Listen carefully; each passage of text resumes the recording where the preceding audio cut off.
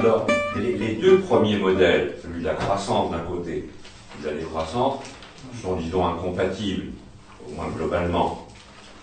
En revanche, le troisième modèle de rupture peut s'appliquer aussi, soit à celui de la croissance économique, pardon, soit à la décroissance.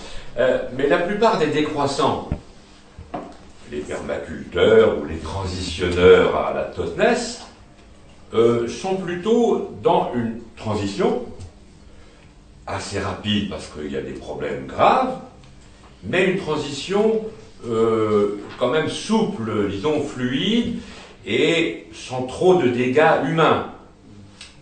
Bon, ça, on voit par exemple notre ami Rob Hopkins, qui a écrit beaucoup de livres sur la transition, ou bien notre ami David Holmgren, par exemple, sur la permaculture. D'ailleurs, un de ses livres est sorti ce mois-ci. David Holmgren, il était traduit de l'australien en français.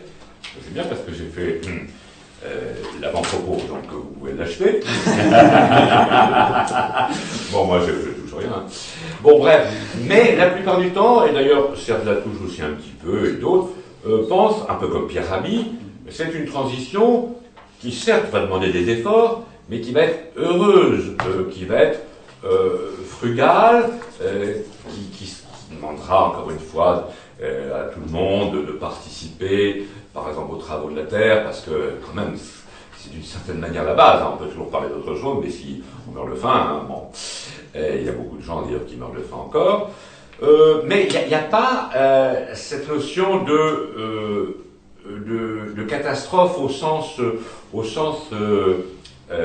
des systèmes dynamiques, là, au sens de René Thom ou de David Horowitz. C'est-à-dire que Horowitz, par exemple, estime que si l'un des systèmes que vous avez montré là, les systèmes qu'il appelle les systèmes cruciaux, là, dans ces modèles-là, que j'ai cités là, si un de ces systèmes a un incident, notamment le système financier, on a déjà vu une petite prémisse en 2008, vous vous souvenez de la chute de Lehman Brothers. Bon, c'était en septembre 2008, et en quelques jours, enfin, il s'est évaporé 15 000 milliards de dollars. Enfin, il faut voir ce que c'est. Ça a été vraiment une rupture financière extrêmement forte. Hein, extrêmement forte. Il y a eu une récession ensuite en 2009, en 2010, et la plupart des pays n'ont pas encore retrouvé le PIB qu'on avait en 2007. Hein, on se relève. Alors, les présidents de la République, M. Cameron ou Mme Merkel disent, ça y est, on va retrouver la croissance, on a confiance, tout ça. Bon, mais c'était quand même une petite rupture. À mon avis, c'est le début du commencement des prémices de quelque chose. Mais s'il y a une prochaine rupture financière plus grave que celle de septembre 2008, bon, ben, d'après David Horowitz, c'est en quelques semaines qu'il peut y avoir, je n'ose pas dire les mots, mais enfin, moi je ne dis pas, j'ai pas peur des mots, mais un chaos. Et quand je dis un chaos, c'est un chaos social et politique mondial. Et dans ce cas-là, la décroissance, c'est en quelques mois que ça se fait. En quelques mois. Et quand je dis chaos, bon, on a l'exemple du Nigeria, par exemple, ou de la Libye, ou un peu de l'Ukraine actuellement, où il y a quand même évidemment des bruits de bottes. Enfin, ça peut aller très vite, quoi. Bon. Mais je ne sais pas, personne ne sait quand ça va se déclencher. Mais je pense que c'est quand même... pour moi, il n'y a pas le si ça va se déclencher. Je pense que oui, il y aura une rupture qui est plutôt discontinuiste. Et moins une transition permaculturelle ou transitionneur. Dans les villes en transition aussi, c'est formidable. Tout ça, c'est bien parce que c'est du storytelling qui donne espoir aux gens. Il faut être, encore une fois, plutôt pessimiste du point de vue de la raison. Bon, je ne cite pas Gramsci parce qu'à chaque fois on le dit, mais au point de vue, il faut garder l'espoir en tout cas. Je vais peut-être compléter. D'après ce que j'ai compris, dans ces trois modèles, me semble-t-il, il y en a deux qui relèvent en quelque sorte d'une projection, d'un programme, d'une idée quelque peu prescriptive ou normative. C'est en quelque sorte un avenir qu'on propose, qu'on souhaite, qu'on projette, alors que le modèle discontinuiste, lui, décrit en quelque sorte l'éventualité de l'imprévu. de quelque chose qui, dans son déroulement concret, qui peut se réaliser, n'est pas connu à l'avance. C'est pas quelque chose qu'on peut souhaiter ou qu'on va projeter ou envisager. C'est en quelque sorte une rupture soudaine c'est en quelque sorte l'idée que la réalité peut se manifester à tout instant et déclencher des évolutions à la fois imprévues et avec des effets de seuil, en quelque sorte comme une avalanche, débouler quelque chose d'incommensurable et catastrophique. Exactement.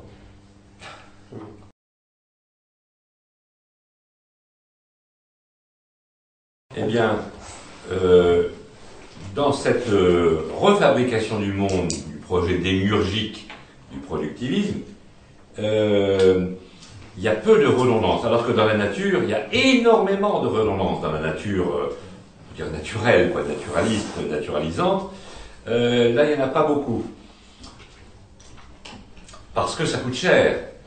Et tout à l'heure, je crois que c'est vous, monsieur, qui avez dit, bon, bah, s'il y a moins de pétrole, on trouvera autre chose. Non. Oui, mais non, mais il faut, enfin, sur ce point-là, je crois qu'il faut être assez précis. Les énergies fossiles, mais notamment le pétrole, qui est de très loin la plus utilisée, n'ont pas de substitut du même ordre, avec les mêmes qualités. C'est-à-dire la transportabilité, la facilité d'usage, la puissance, l'intensité énergétique qu'il y a dans un litre de pétrole. Il n'y a pas de substitut. Or, c'est pas renouvelable. Hein, c'est pas renouvelable le pétrole, c'est en effet un capital, une dotation initiale il y a 100 millions d'années, et donc plus on en consomme, et moins il y en a. Et donc c'est pourquoi Robert Hirsch, mais d'autres, pensent que, comme c'est la substance la plus, on peut dire la plus utilisée au monde, le marché par exemple, si on veut utiliser une sorte de quantification de ce qu'est le pétrole par rapport aux fraises, le marché du pétrole, en valeur, est équivalent à l'ensemble des autres marchés de matières premières. Quand on parle de mondialisation, c'est d'abord le pétrole, c'est des milliers de milliards de dollars par an, quoi. C'est 10 fois, 20 fois le budget de la France, le pétrole. Le marché des fraises est beaucoup plus modeste. Non, parce qu'il faut faire. Donc, moi je pense que, peut-être comme le disait Robert Hirsch, là, disons les années prochaines, sans fixer de date à l'unité près bien sûr, où on verra cette décroissance de la production de pétrole, qu'on le veuille ou non, quelles que soient les technologies utilisées, c'est une déplétion géologique, on ne peut pas grand-chose quand c'est pas renouvelable, va changer beaucoup de choses. Bon, et donc il n'y a pas de substitution, ça c'est ce que croient les économistes néoclassiques, ils disent de toute façon, on substitue du capital au travail, du travail aux matières premières, enfin toutes les substitutions. Non, même notamment, vous travaillez dans la métallurgie, eh bien, mes amis, là, Philippe Diewix a écrit un premier livre, il y a 3 ans, sur justement les métaux, je vous recommande le livre de Philippe Diewix, il en a écrit un autre qui est sorti la semaine dernière aussi, l'âge des low-tech, l'âge des low-tech. Oui. Eh bien, non, dans la mesure où vous avez des éléments, au sens mendélief du terme, qui sont utilisés, par exemple, dans les aimants d'éoliennes, si cet élément manque, tout simplement parce qu'il devient déplété, quoi, il est trop rare pour être économiquement extractable, vous ne pouvez plus faire le même type d'aimant. Il n'y a pas de remplacement, là. Ça, c'est une croyance, disons, du système néoclassique, mais comme ça a été construit mentalement sur les idées du XVIIIe et du XIXe siècle. Il n'y avait pas cette notion.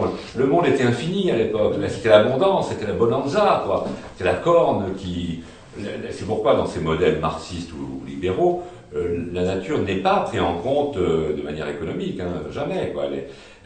Tout est abondant. Alors, quand les économistes disent, non, mais non, au contraire, l'économie, c'est essentiellement la gestion et la location de ressources rares, c'est des raretés relatives. Ils parlent toujours de rareté relative, jamais de rareté absolue. Ils disaient tous les plus grands économistes, qui se sont évidemment sans arrêt trompés depuis 50 ans, sans arrêt. Il n'y en a pas un seul qui a, par exemple, prévu ce qui s'est passé en septembre 2008. Pas un seul. Les prix Nobel, tout ce que vous voulez, enfin, rien.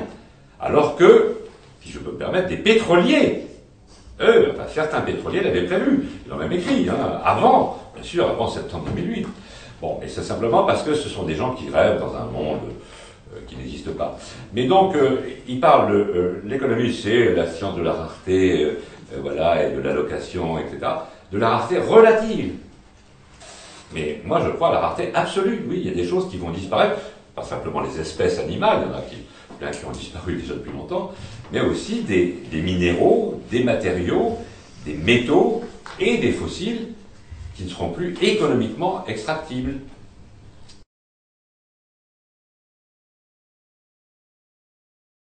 Et, dans le dernier livre alors, de Philippe Biwix, L'âge des low-tech, publié aux éditions du Seuil, bon, il parle du recyclage. Il connaît bien hein, les procédés même industriels. Hein, il est ingénieur métallurgiste, on peut dire.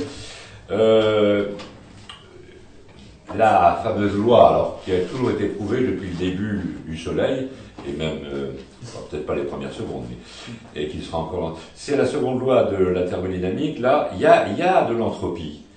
On peut recycler, il faut regarder produit par produit, métal par métal, élément par élément. Il y en a certains qu'on ne peut pas, et puis chaque recyclage donne une perte. Et par exemple, pour le nickel, vous perdez 30% à chaque fois, donc au bout de 3-4 fois, vous n'avez plus de nickel. Hein. Bon, alors pourtant le nickel, c'est très précieux, bien sûr. Donc il faut regarder élément par élément, et je vois bien, il y a des gens, même parmi mes amis, qui pensent à ce qu'ils appellent l'économie circulaire. Hein, c'est l'économie du recyclage, quoi, généralisée, beaucoup plus que maintenant. Je pense que c'est un fantasme aussi pour qui montre tout de suite ses limites. Tout de suite. C'est pas par hasard d'ailleurs que ça ne marche pas encore, parce que c'est pas par hasard non plus qu'on a choisi le pétrole plutôt que, je ne sais pas, plutôt que l'éthanol, parce que l'alcool, le vin, ça existe depuis très longtemps, hein, depuis des milliers d'années. Mais c'est parce que le pétrole, découvert industriellement, les assyro-babyloniens l'utilisaient déjà, mais enfin, industriellement, ça a tellement de qualité, et c'est des molécules tellement extraordinaires, notamment pour faire du plastique, vous l'avez dit, mais aussi, ça a tellement de puissance que c'est difficilement remplaçable. Hein. Ne parlez pas des biocarburants ou je ne sais quelle fantaisie, quoi. En plus, il y a dans le domaine énergétique, quoi, il y a des indicateurs nouveaux qui sont apparus il y a une dizaine ou une quinzaine d'années, comme qu'on appelle l'EROI, quoi, Energy Return on Energy Invest, qui montre que le pétrole est de très loin la meilleure. Quoi. Et encore, ça baisse historiquement, ce genre de choses. C'est le bilan énergétique d'une filière énergétique. Si vous dépensez plus d'énergie pour faire fonctionner la filière que la filière vous en donne à la fin pour l'exploitation sociale, vous abandonnez tout de suite. C'est typiquement les agrocarburants, qui tiennent uniquement par les subventions européennes, hélas.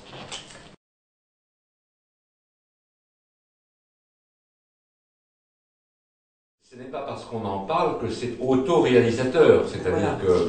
C'est ça qui bon, mais cependant, c'est plutôt des indices, j'allais dire objectifs, un peu comme dans la petite courbe du pli, là, de la fronde de Ronneton, mais repris par Banowski, là, il y a 2 ans dans Nature, des gens qui pensent que ça va arriver, oui, il y a même... Alors, il y a des incertitudes. Mais c'est pas tellement l'incertitude sur le est-ce que ça va arriver ou pas, c'est sur le quand et comment. Quand, bon, on n'est pas à 10 ans près, et comment, quelle sera l'amplitude chaotique de cette transition brutale. Alors que dans les modèles transitionneurs à la Rob Hopkins, disons, c'est une transition douce, et tout le monde y participe, c'est joyeux, bon, c'est parce que lui est plutôt optimiste et d'origine aussi, enfin, il était permaculteur avant d'être transitionneur, enfin, il conserve évidemment cette... et puis alors, il est un peu plus jeune, enfin, un peu plus vieux que vous peut-être, mais beaucoup plus jeune que moi, bref, et Lévi-Strauss disait que les vieux deviennent pessimistes. Bon, donc c'est sans doute un effet de mon âge qui fait que je tiens ce vocabulaire maintenant, mais d'autre part, c'est aussi qu'il a une pensée un peu bouddhiste, Rob Hopkins, donc il y a quelque chose de la... Il ne craint pas, si vous voulez, le chaos.